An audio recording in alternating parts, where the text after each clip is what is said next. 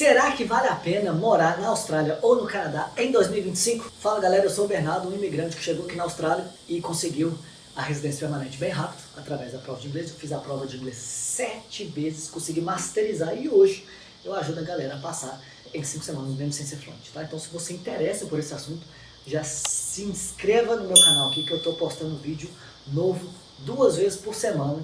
Algumas considerações antes de começar. Tem gente que tem a vida boa e tem gente que não tem a vida boa. Independente se está morando no Canadá, Brasil ou Austrália. Você vai ter casos de casais que estão bem sucedidos no Canadá e também você vai ver casos de casais passando dificuldade no Canadá. Talvez um momento aí de pensar se realmente vale a pena investir em continuar morando fora, né? Até porque existe casos, talvez você também conheça, pessoas que moraram um tempo fora e depois voltou, decidiu voltar. Melhor para a família, melhor para tudo, e eu penso em voltar às vezes. O que não existe, que deveria existir, minha esposa ia gostar de ter, é um estudo científico, com 1000 pessoas e quem tem mais sucesso aonde, em qual país e tal. Você vai ter que escutar a média aí, vai ter gente que tem bem sucedido, vai ter gente que não é. E tudo tem seu lado bom e seu lado ruim. Resumindo aqui, o Canadá tem um lado bom, que é mais perto do Brasil. A Austrália tem um lado ruim, que é muito longe do Brasil. Talvez isso seja até bom, né? E em compensação, a Austrália normalmente tem um salário mais alto do que o do Canadá. E eu vou entrar um pouquinho mais a fundo sobre isso, mas poder de compra, tá? Que é o que interessa. Porque não adianta nada você ganhar muito e gastar muito. E o clima, querendo ou não, nós somos brasileiros, latinos de país tropical, né? Tropicale. E aí você vai pro Canadá, tá nublado, tá chovendo, tá escuro, tá nevando, tá frio, tá congelante. É igual a galera que vai pra Londres. Vai lá, abre a janela, nublado. Dia seguinte, nublado, 10 dias, 20 dias, 30 dias, 6 meses de nublado. Você começa a ficar ansioso, né? Então tem essa resiliência. Bernardo, eu adoro frio. Eu adoro frio. Tem esse perfil também. Por isso que eu tô querendo ser imparcial aqui, tá? Mas a verdade é, Canadá é um frio que só você vendo, e aqui é um calor que só você vendo. Eu já tô suando aqui, minha sovaca, igual a Natália Curi fala, minha sovaca já tá suando aqui já. Então cada um é cada um. Então tem esses prós e contras na cabeça, tá? Inclusive era um pró e contra que eu tinha. Em 2013, eu tava com plano com a Ju de ir pros Estados Unidos. Era meio que automático, ir pros Estados Unidos. E aí ela falou assim, eu já tenho 3 amigas que trabalham lá no Canadá, bem parecido com a área que eu trabalho também. E elas falaram, Ju, as portas estão abertas, escancaradas aqui para nós. E aí eu sentei com ela e falei assim, menos 30 graus, você sai de casa com a neve no seu joelho assim, né? Você vai andando assim, né? Para tirar o pé da neve. Talvez não seria meu sonho. Igual eu falei, tem gente que adora frio. Tá? Vocês são bem-vindos para ir para o Canadá, tá? Não estou defendendo aqui que a Austrália é o melhor lugar do mundo, o resto é o inferno. Não estou falando isso não. Só estou falando o que eu pensei quando eu estava decidindo. O que é muito bom de vocês escutarem isso. Por quê? Porque você vai decidir algumas coisas com antecedência. E aí você vai sem informação, você chega lá no Canadá, você caga de frio e você fica triste.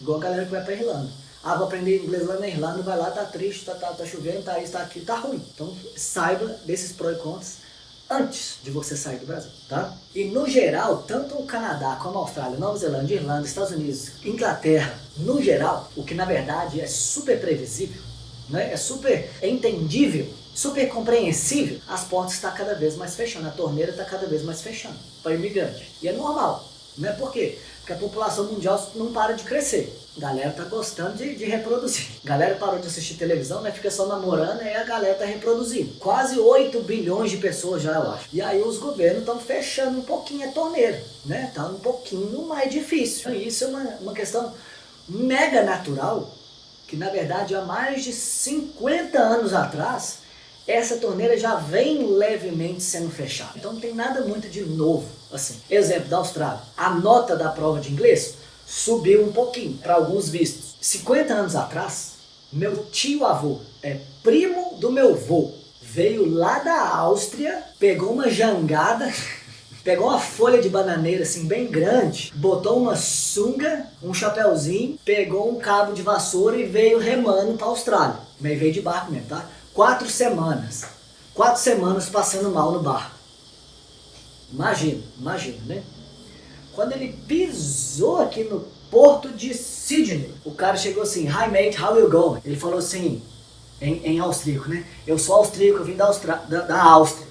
Ele falou assim, "Áustria, Austrália, tudo a ver, né? Quase igual, algumas letras a mais, né? Você virou australiano, toma aqui, bem-vindo, pode chegar aqui, é tudo seu, pode usufruir, tem cachoeira, tem praia, tem tudo, pode ficar à la vontade aqui." Foi assim que ele foi recebido. Tô exagerando, né? Por que eu tô contando isso? Porque eu tô querendo que você ligue pro seu avô e pro sua avó e pergunte pra ele, por que você não foi pra Austrália?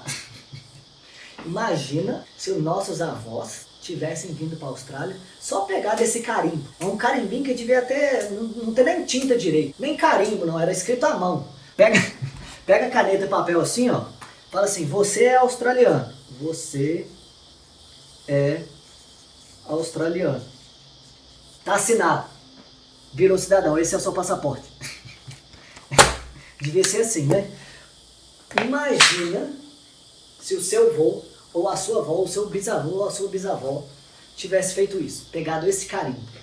Manda aqui nos comentários do Instagram, ou aqui no YouTube, para quem estiver no YouTube, como sua vida seria diferente. Bernardo, não ia ter nem nascido. Finge que o seu avô ia namorar com sua avó, ia ter o seu pai e sua mãe, ou seu pai, né, ou sua mãe. Os avós, os pais da sua mãe também iam vir, né, porque senão o seu pai ou sua mãe ia casar com outro. Se meu avô por parte de pai tivesse vindo, meu pai tinha casado com um australiano. Não ia ser minha mãe, Aparecida, né, de filha de índio.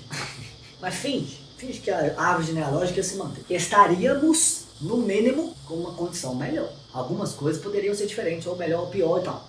Mas, no mínimo, na pior das hipóteses, a gente tinha mais oportunidades na vida. Por isso que eu estou contando isso, por dois motivos. Um, do valor que é de você ser cidadão, você ser residente permanente, você ter 2 passaportes, um do Brasil, que eu não abro mão, que inclusive eu tenho vontade de morar no Brasil ainda. Mas se você tem um segundo passaporte, é muito bom. Você tem um passaporte, é pesado. Quando você pega esse passaporte, é pesado. Agora imagina meu filho, já nasceu em berço de ouro. Eu tô até discutindo com a Ju, que eu vou fazer a vida dele ser um pouquinho difícil. Não vou dar tudo de graça pra ele não. Fala assim, aqui ó, o Tony Robbins falou assim, ó, beleza, eu vou te dar mesada, mas eu só te dou mesada se você trabalhar. Se você não trabalhar, eu não te dou mesada. Alguma coisa desse tipo, eu vou aprender ainda, tá? Ele vai fazer um ano daqui a 2 semanas. Mas eu vou aprender e eu vou cumprir, porque eu quero que ele dê valor para as coisas. Mas basicamente isso. No mínimo ele vai ter mais oportunidades, né? Vai ter no mínimo 2 países, 3, né? Que a Austrália e a Nova Zelândia é quase que primos, né? Tudo que você conseguir fazer aqui na Nova Zelândia, você pode fazer aqui na Austrália, você pode fazer na Nova Zelândia. Se ele quiser fazer alguma coisa nos Estados Unidos, ele consegue aplicar online por um visto. Canadá, mesma coisa. Japão, mesma coisa. Né? E vários outros países, acho que são mais de 100 países que tem acesso assim, bem fácil.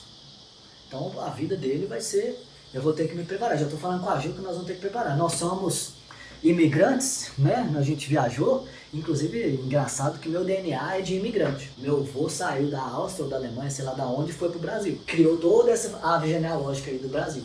E agora eu vim para a Austrália e estou criando uma nova árvore genealógica aqui. Então tá no sangue. Eu já estou falando com a Ju. Se prepare porque nosso filho vai ser do mundo também. Vai fazer intercâmbio, vai morar fora, vai querer morar em outro país. E aí nós vamos ter que apoiar ele pro bem dele. Por que eu contei isso? Por causa da dificuldade que antigamente você pegava uma folha de papel e falava assim, você é australiano, ok, tchau. Né? Ao longo de 50 anos até hoje, tem só dificultado, né? Natural. E daqui pra frente, a natureza já vai continuar dificultando. Por isso que eu falo para meus alunos, pra gente não perder tempo. A gente já sabe que a ordem natural das coisas é dificultar a parada. A gente já sabe. Pra que a gente vai esperar? Fala aqui pra mim. Bernardo, eu tenho 2 anos de visto. Eu vou esperar um pouquinho pra fazer a prova depois. Pra conseguir o visto depois. Deixa eu curtir um pouquinho a praia aqui. Me traga uma luz aqui pra eu entender esse povo. Não temos tempo a perder. O que você tiver de oportunidade, você tem que abraçar rápido. Esse é o meu maior lema. Coincidentemente, eu consegui as coisas rápido. Tem gente que fala que eu sou recordista. Eu não me auto-intitulo recordista, tá? É o que as pessoas falam. Não, Bernardo, você conseguiu as coisas muito rápido aí na Austrália. É porque eu nunca esperei. Eu nunca pensei assim, não, tem 1 ano de vista ainda. Quando chegar, faltando 2 meses, eu começo a estudar para a prova. Eu começo a correr atrás da minha documentação. Isso é um pensamento errado, que o cavalo passa, né? O cavalo passou pro meu avô, passou pra mim e agora tá passando aqui de novo. Tá passando. Tá passando, você tá correndo do lado do cavalo assim, ó. Pula no pulo. Pula no pulo. Você tem que montar no cavalo, dá uns, dá uns tapinhas na bunda dele pra ele ir mais rápido ainda. Dá uns tapinhas na bunda dele não, tá? Eu sou contra isso. Poder de compra que eu falei no início, tá? Que eu ia resgatar aqui. Não adianta ganhar um salário bom. Isso aí nem no Brasil, nem em nenhum lugar do mundo. Eu não me interesso pelo quanto que você ganha. Lógico que eu interesso, né? Mas é segundo lugar. É segundo. O primeiro lugar, tá? Inclusive, eu fiz essa conta em 2012. 2012. Eu estava trabalhando na MRV como engenheiro e eu tive a oportunidade, tive uma proposta, quase tive uma proposta, foi uma proposta meio torta, mas se eu quisesse correr atrás, eu ia conseguir. De sair de Belo Horizonte e ir trabalhar lá em Porto Alegre, lá no Rio Grande do Sul. E aí na minha cabeça é assim, ok, eu vou ganhar aumento, né? Sei lá, 25%, sei lá quanto. Mas quanto que eu vou juntar? Esse que é o segredo.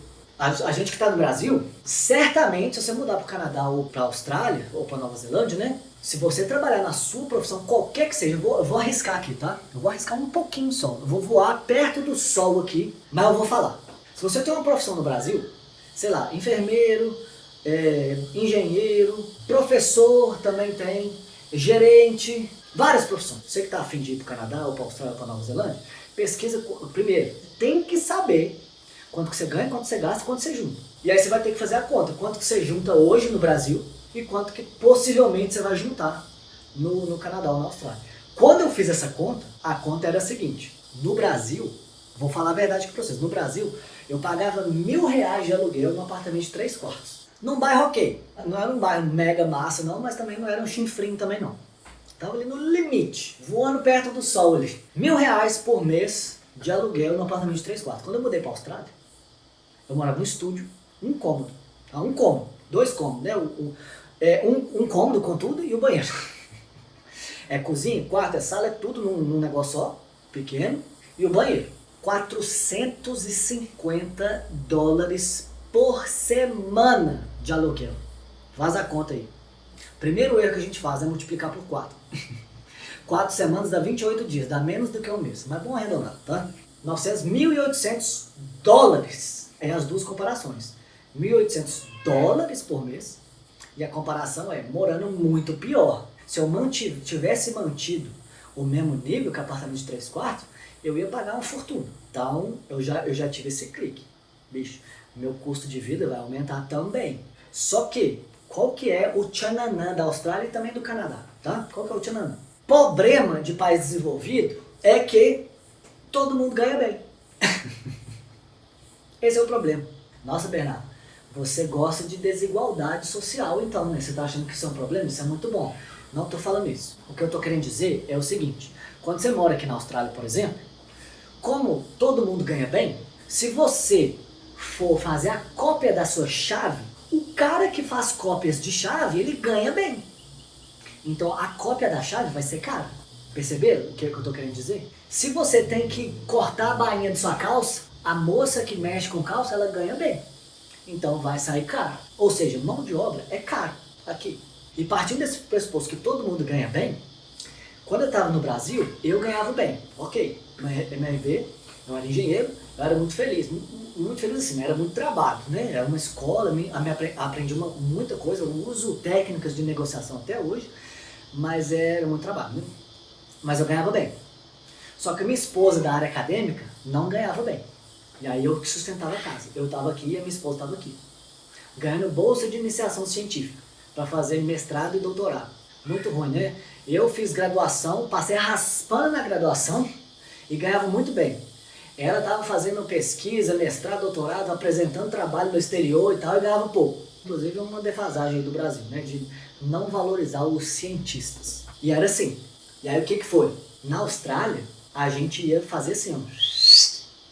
Nós dois iríamos ganhar bem. Aí que foi minha motivação para vir.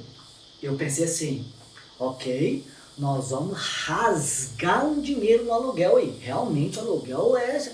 Só de falar que é por semana, você já sabe que é caro, né? Eles estão querendo disfarçar o valor ali. Mas nós dois, eu e a Ju, trabalhando na nossa área e ganhando bem, aí sim, meu amigo. Aí sim nós vamos juntar uma grana. Aí sim nós vamos juntar uma grana, não ganhar uma grana. Então essa é a conta que você tem que fazer. Acho que eu falei bastante já, né? Só para fechar. Hoje, eu tava passeando com meu filho, porque ele acorda 6 horas da manhã e não tem nada para fazer. Eu vou dar uma volta com ele, né? Andar a pé. E eu tô andando, de repente eu vejo um carro bem massa. Mustang. Mustang é um carro bem massa.